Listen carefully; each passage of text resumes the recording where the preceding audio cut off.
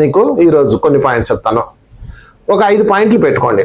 అందులో మొట్టమొదటిది ఏంటంటే లక్ష్యాల నిర్దేశం, అదే గోల్స్, లైఫ్ గోల్స్. ఒక లక్ష్యాన్ని ఏర్పరచుకోండి, నిర్దేశించుకోండి. నేను ఇప్పుడు ఇదిగో ఇది సాధించాలి, దానికోసం ప్రయత్నం చేయండి, అహోరాత్రులు ప్రయత్నం చేయండి, ఎంత చేయగలరో అంత చేయండి, కానీ అవుట్పుట్ మీద మాత్రం ఫోకస్ చేయకండి. ఇదే మనం చేస్తున్న పెద్ద తప్పు ఏంటంటే అవుట్పుట్ మీద ఫోకస్ చేస్తున్నాం. అంటే ఫర్ ఎగ్జాంపుల్ నేను పలానా అవ్వాలి అని నిర్ణయం తీసుకున్నారు అనుకోండి, ఆ పలానా అవుతారు లేదా అవ్వరు, అది మీకు సంబంధం లేదు కదా. భగవద్గీతలో ఎంత చక్కగా చెప్పబడిందంటే కర్మణ్యేవాధికారస్తే మా ఫలేషు కదాచన, పని చేయి, అవుట్పుట్ ఏదొస్తే అది తీసుకో, నేను ఇస్తాను, నీకు ఏది ఇవ్వాలో నాకు తెలుసు, అది ఇస్తాను. యూనివర్స్ అంటుంది, యూనివర్స్ అంటే కృష్ణుడు, ఇక్కడ మా అంటాడు కృష్ణుడు, మా కదాచన, మా అంటే నేను అంటే యూనివర్స్. అందుకని పని చేయి, అది లక్ష్యం. కానీ చాలా మంది ఏం చెప్తున్నారు తెలుసా, ఇక్కడ కూడా తప్పు చెప్పేస్తున్నారు అందరూ కూడా. లక్ష్యాన్ని నిర్దేశించు, ఆ లక్ష్యం కోసం పరిగెట్టలేకపోతే దొల్లుకొని వెళ్ళకపోతే పాక్కొని వెళ్ళకపోతే చచ్చిపో, బట్ లక్ష్యం మాత్రం కొట్టాలని చెప్తున్నారు. నువ్వు చచ్చిపోయాక లక్ష్యం ఎందుకు? కనుక మీరు ఎప్పుడూ కూడా మిత్రులారా గుర్తుపెట్టుకోండి, ఒక లక్ష్యం ఏర్పరచుకోండి, తప్పు కాదు. లక్ష్యం కోసం ప్రయత్నం చేయండి, దట్స్ ఆల్. ప్రయత్నం చేస్తూనే ఉండకండి చచ్చిందాకా. ఎవడో చెప్తున్నారు, మీకు ఒక ఎగ్జాంపుల్ చెప్తా. లక్ష్యం వచ్చింది కాబట్టి 2 నక్కలు ఉన్నాయి, నా ఫిలాసఫీ అనమాట ఇది. 2 నక్కలు ఉన్నాయి. మొదటి నక్క పేరు ఏ నక్క, బి నక్క.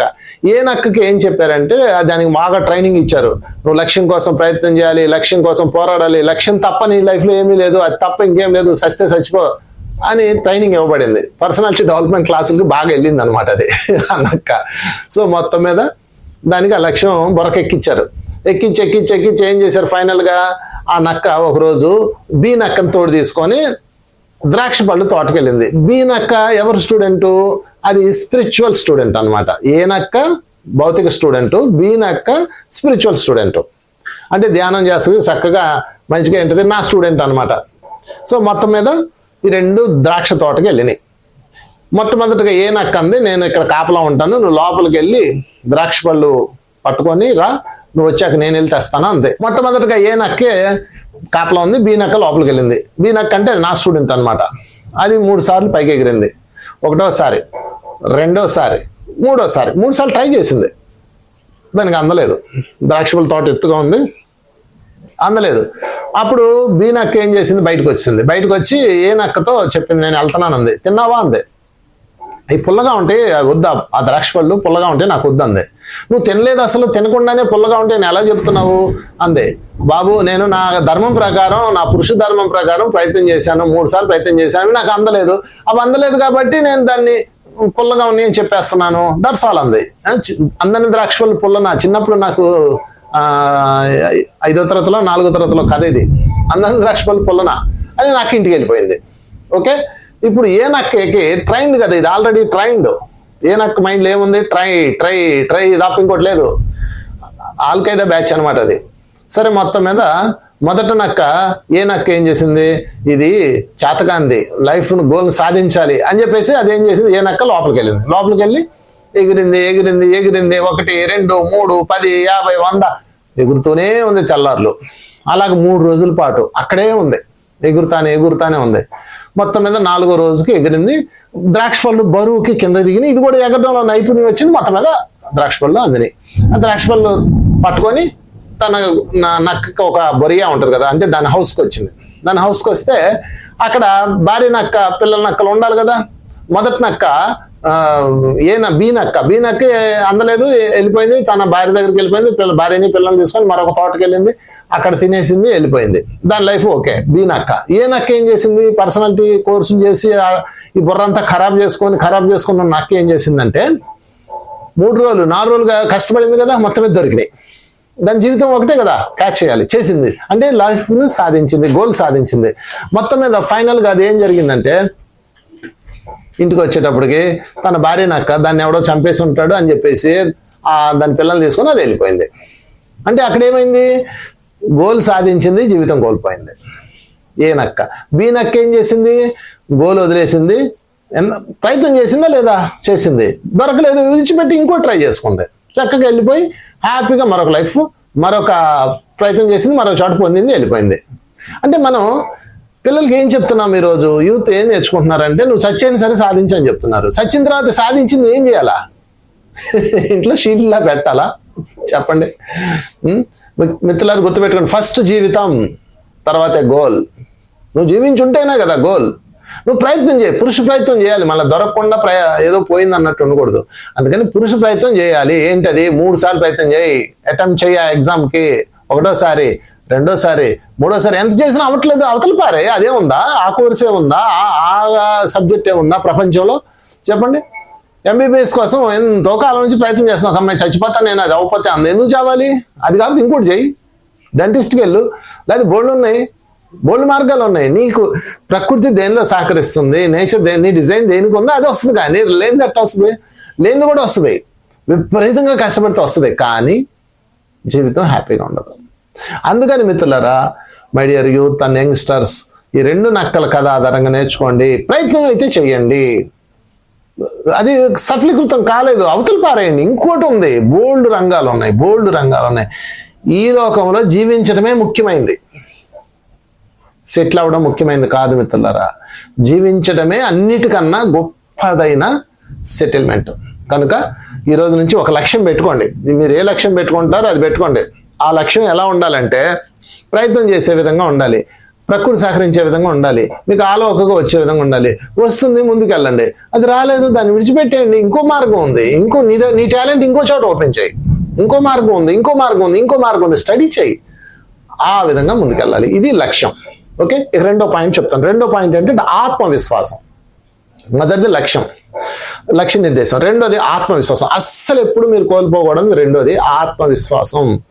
ఎందుకనంటే మీ యొక్క ఆత్మవిశ్వాసాన్ని మీరు కోల్పోయారు అంటే మీ జీవితంలో అన్ని కోల్పోయినట్టే. మీరు పక్క వాళ్ళని బిలీవ్ చేస్తున్నారు, వాళ్ళు ఏం చెప్తే అది రైటు, వాళ్ళని గైడెన్స్ అడుగుతున్నారు. కాదు, మీ సెల్ఫ్ దాంతో మీరు నిర్ణయం తీసుకోవాలి. మీ సెల్ఫ్ ఏం చెప్తుంది, మీ సెల్ఫ్ ఏ డెసిషన్ ఇస్తుంది, దాన్ని చేయండి. అది పెద్దదవ్వచ్చు, చిన్నదవ్వచ్చు, అది అంత ముఖ్యం కాదు. కనుక మీరు మీ యొక్క ఆత్మవిశ్వాసాన్ని ఎప్పుడు కోల్పోకూడదు. ఎందుకనంటే నాలో ఎంత శక్తి ఉందో, నీలో అంత శక్తి ఉందో, వాళ్ళు ఎంత శక్తి ఉందో, వీరిలో అంత శక్తి ఉందో, భగవంతుల్లో సమానంగా శక్తి ఉంటుంది. అది అస్సలు కోల్పోవద్దు. కనుక ఆత్మవిశ్వాసం కోల్పోకండి. ఎప్పుడు కూడా సెల్ఫ్ రెస్పెక్ట్ కోల్పోకండి. మీరు చేతులు కోసేసుకొని ప్రేమించారా అంటే మీ సెల్ఫ్ రెస్పెక్ట్ కోల్పోయినట్టే. కాళ్ళు పడిపోయి నన్ను ప్రేమించి అంటున్నారా, మీ సెల్ఫ్ రెస్పెక్ట్ కోల్పోయినట్టు, ఆత్మవిశ్వాసం కోల్పోయినట్టు. అలా చేయకూడదు. మిమ్మల్ని మీరు కోల్పోకుండా ఏదన్నా చేయండి. లోకంలో మిమ్మల్ని మీరు కోల్పోయే పరిస్థితి వస్తే మీరు ఆగిపోండి. అందుకని సెల్ఫ్ రెస్పెక్ట్, ఆత్మ యొక్క విశ్వాసం, సెల్ఫ్ కాన్ఫిడెన్స్ మోస్ట్ ఇంపార్టెంట్ యూత్కి. ఇక 3వ పాయింట్ ఏంటంటే వైఫల్యాన్ని నుంచి నేర్చుకోండి, ఫెయిల్యూర్స్ నుంచి నేర్చుకోండి. మీకు వివేకానందన్ అంటాడు, కడలి తరంగ అంటే నాకు చాలా ఇష్టం. ఎందుకంటే అది పడి లేస్తుంది, పడిపోతుంది, మళ్ళీ లేస్తుంది. ఇప్పుడు ఒకే వైఫల్యం పదే జరుగుతుందంటే అర్థం ఏంటి? మీరు నేర్చుకోలేదు.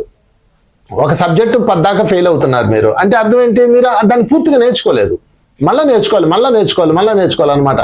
ఒక సబ్జెక్ట్ని పదే ఫెయిల్ అవుతుంది, మళ్ళీ మీరు నేర్చుకోవాలి. అంటే ప్రతి వైఫల్యము నెక్స్ట్ ఒక అడిగేసేదానికి లెసన్గా మారాలి, ఒక మైల్ రాయిగా మారాలన్నమాట. అందుకని నేను అలా చేశానా, ఇప్పుడు ఎలా నేర్చుకోవాలని కోరుకోవాలి.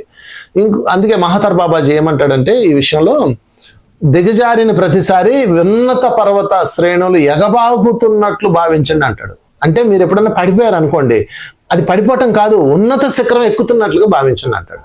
సో అది చాలా ఇంపార్టెంట్. తర్వాత 4వ పాయింట్ నిరంతర అభ్యాసం. అభ్యాసంలో కూడా నిరంతరం ఉండాలి. ఒకరోజు నేర్చేసుకుని ఆపేది కాదు. ఇట్లా నేర్చుకోవటం, ఇట్లా టీచ్ చేయటం. మీరు ఇంటర్మీడియట్ స్టూడెంట్లు అనుకోండి, ఇంటర్మీడియట్లో సబ్జెక్ట్స్ నేర్చుకుంటుండాలి, 10th క్లాస్ పిల్లలకు బోధిస్తుండాలి. అంటే ఏ నేర్చుకొని బి నేర్చుకొని ఏబి నేర్పించాలి, మీరు సికి వెళ్ళిపోవాలి. అలాగనమాట. నిరంతర అభ్యాసమే. మీరు చనిపోయిన దాకా అభ్యాసం ఉంటుంది. సోక్రటీస్ మరణించడానికి ఇంకొక 12 గంటలు ఏమో ఉందనంగా, కొన్ని గంటలు ఉందనంగా అతన్ని అడుగుతారు, నీ ఆఖరి కోరిక ఏంటి అని. బయట ఎవరో పిల్లన్ గ్రో వాయిస్తున్నారు, నేను అది నేర్చుకోవాలి అంటాడు. అదేంటి, కొంతసేపులో నువ్వు చనిపోతున్నావు కదా, ఉపయోగం ఏంటి అంటాడు. అప్పుడు ఆయన చెప్తాడు అనమాట, లేదు నేర్చుకునే అవకాశం ఉంది కదా నాకు అంటాడు. నేర్చుకునే అవకాశం ఉంది కదా అంటాడు. ఇంకొన్ని గంటల్లో నేర్చుకోవచ్చు కదా అంటాడు. చూడండి, ఆయన కొన్ని గంటల్లో చనిపోతున్నప్పుడు కూడా ఒక సంగీతం నేర్చుకున్నాడు. అది ఆ విధంగా నేర్చుకోవాలి. సో నిరంతర అభ్యాసం. నిరంతరం దాన్ని మీరు నేర్చుకుంటూనే ఉండాలి, నేర్పిస్తూ ఉండాలి, నేర్పిస్తుండాలి. Teaching is the best learning అంటారు, ఆ విధంగా అనమాట. తర్వాత మరొకటి సానుకూల దృక్పథం, 4వది. 5వది సానుకూల దృక్పథం. మీ దృక్పథం ఎలా ఉండాలి? సానుకూలంగా ఉండాలి, అన్ని పాజిటివ్. ప్రతి దానిలో నెగిటివ్ ఉంటుందండి, మీరు ఏది చూడండి అది నెగిటివ్గానే కనిపిస్తుంది. దృక్పథం సానుకూలంగా ఉండాలి. అందుకే బుద్ధుడు ఏమంటాడంటే సరియైన దృక్పథాలు అంటాడు. మీరు దృక్పథం అంటే చూసే దృష్టి, మీ విధానం. మీరు నెగిటివ్గా చూస్తూ ఉంటే అన్ని నెగిటివ్గానే కనిపిస్తాయి. మిమ్మల్ని తీసుకెళ్ళి స్వర్గలోకంలో పెట్టినా అది నెగిటివ్గానే కనిపిస్తుంది. కనుక 5వ పాయింట్ సానుకూల దృక్పథం అంటే మీరు చూసే ప్రతిదాన్ని సానుకూలంగా, పాజిటివ్గా, మంచిగా చూడండి. మీరు సరిగా చూస్తే బురదలో కూడా కలువు కనిపిస్తుంది, సరిగా చూడకపోతే కలుపు బురదలో ఉన్నట్టు కనిపిస్తుంది. అర్థమైందా? ఆ కలుపు ఏంటి? బురదలో ఉన్నట్టు కనిపిస్తుంది. సరిగా చూస్తే బురదలో నుంచి కలుపు వచ్చిందా, ఎంత అద్భుతం బురద అనిపిస్తుంది. డార్క్ ఎంత అద్భుతం అనిపిస్తుంది.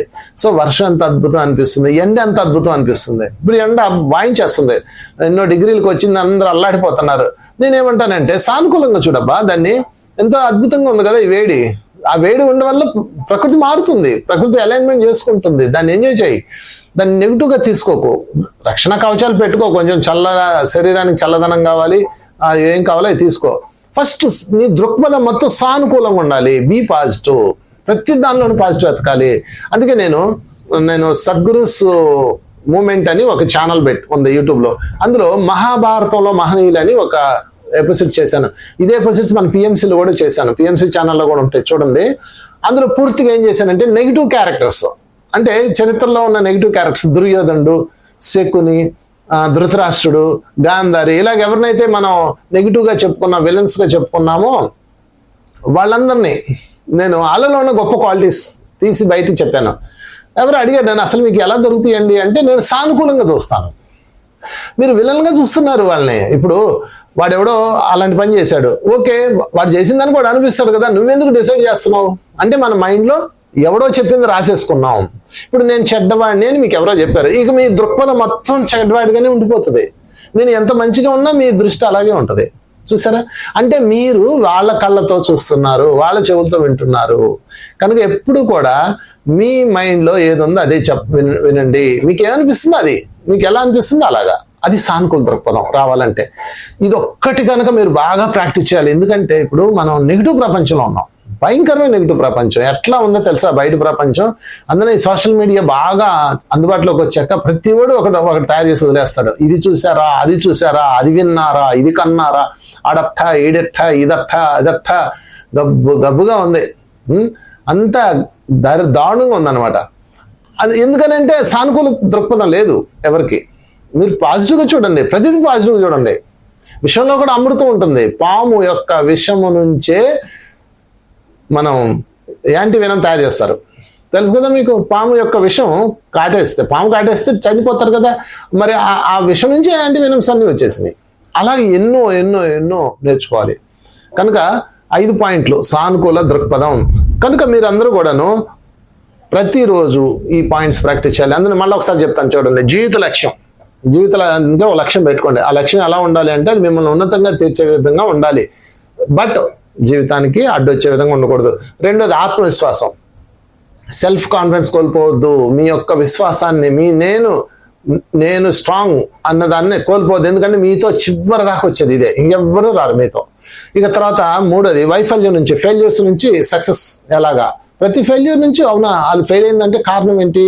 ఓహో నేను ఇక్కడ ఇలా చదవలేదా, లేకపోతే నేను ఈ ఇంటర్వ్యూకి వెళ్ళినప్పుడు ఇంత ఓవర్ రియాక్ట్ అయ్యానా, లేకపోతే ఈ ఆఫీస్లో నేను ఎలా ఉన్నానా, లేకపోతే ఇక్కడ నాకు నష్టం ఎందుకు వచ్చిందా అని మీకు మీరు చెక్ చేసుకొని మార్చుకోవాలి. తర్వాత 4వది నిరంతర అభ్యాసం నిరంతరం చేయాలి. ఏదో ఇవాళ చదివేసాం అయిపోయింది కుదరదు, నిరంతరం. నేను ఈ రోజు కూడా ఒక పాయింట్ నేర్చుకున్నాను. ఇవాళ ఎవరో ఒక అతను వస్తే మాట్లాడుతుంటే అతని దగ్గర ఒక పాయింట్ నేర్చుకున్నాను. అలాగా నిరంతర అభ్యాసంలో ఉండాలి. 5వది సానుకూల దృక్పథం. మీ దృక్పథం ఎప్పుడు పాజిటివ్ ఉండాలి, నెగిటివ్లోంచి పాజిటివ్ తీయాలి. సో ఆ అద్భుతాలు కనుక మీరు ఈ 5 పాయింట్స్ గుర్తుపెట్టుకొని చేస్తే మీ జీవితం, మై డియర్ యూత్, అద్భుతంగా ఉంటుంది, మహా అద్భుతంగా జీవించవచ్చు. Thank you very much.